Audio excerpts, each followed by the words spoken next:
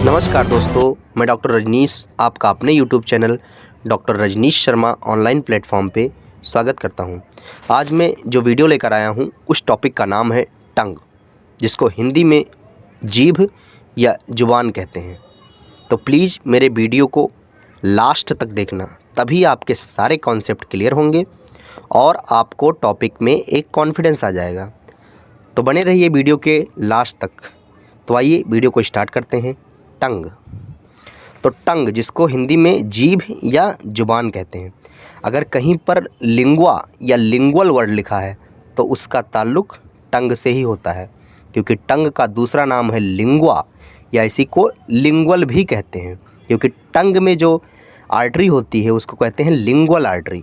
वहाँ से भी आप कोरिलेट कर सकते हैं।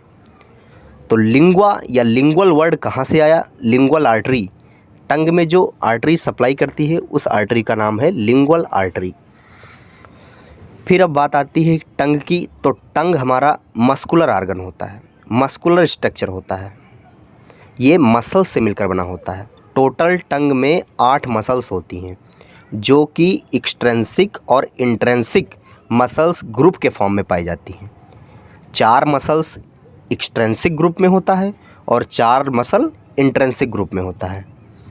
अब बात करते हैं कि टंग में जो मसल्स होती है वो कौन सी मसल्स पाई जाती है, क्योंकि हम ह्यूमन बॉडी में तो 3 प्रकार की मसल्स होती हैं, cardiac muscles, smooth muscles, skeleton muscles. लेकिन टंग में जो मसल्स होती है वो स्केलेटन मसल्स होती हैं, कंकाल पेशियाँ होती हैं। और इनका नेचर कैसा होता है? ये वॉलेंट्री होती हैं।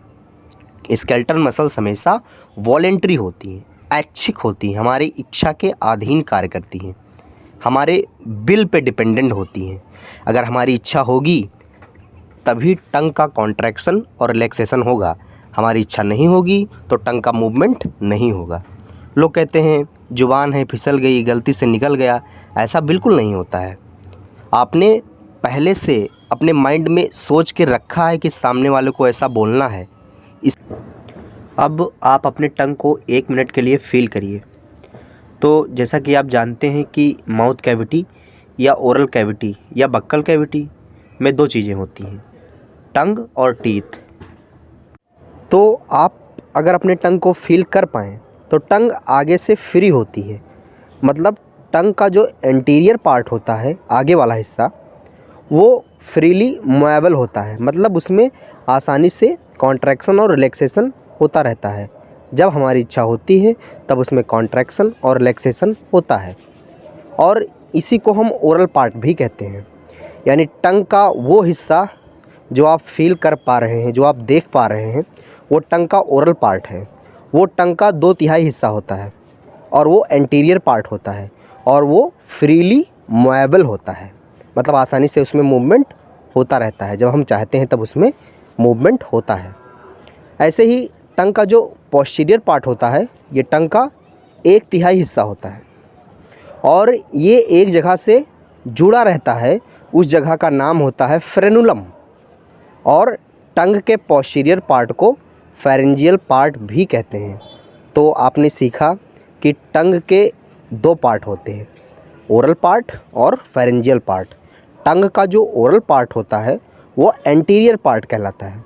ये टंग का 2/3 हिस्सा होता है और ये फ्रीली मूवेबल होता है, मतलब इसमें आसानी से मूवमेंट होता रहता है हमारी इच्छा के अधीन। जब हम चाहेंगे तो टंग में मूवमेंट होगा, जब नहीं चाहेंगे तो टंग में मूवमेंट नहीं होगा। क्यों? क्योंकि इसमें वॉलेंट्री मसल्स होती है। स्केलेटन मसल्स का नेचर कैसा होता है? वॉलेंट्री। ऐसे ही टंग का जो पोस्टीरियर पार्ट होता है, जिसको हम लोग फेरेंजियल पार्ट कहते हैं, ये फेरिंग्स वाला हिस्सा होता है। ये टंग का 1/3 हिस्सा होता है। तो हम लोगों की जो टंग है वो आगे से फ्री है, मतलब टंग का जो एंटीरियर पार्ट है वो क्या है? फ्री है।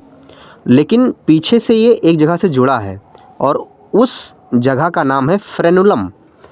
अब आप खुद सोचो कि अगर पीछे से अगर जुड़ा नहीं होता तो टंग को कोई पकड़ के खींच सकता था। कहते हैं ना, जुबान पकड़ के खींच लेंगे, खींच नहीं पाओगे, क्योंकि पीछे से वो अटैच है, जुड़ा हुआ है एक जगह से। उस जगह का नाम है फ्रेनुलम। फ्रेनुलम के बेस पर, यानी फ्लोर ऑफ बक्कल कैविटी, बिल्कुल जो बक्कल कैविटी, जो माउथ कैविटी है, उसके फ्लोर पर एक यू शेप्ड की बोन पाई जाती है, जिसको कहते हैं हाइवार्ड बोन।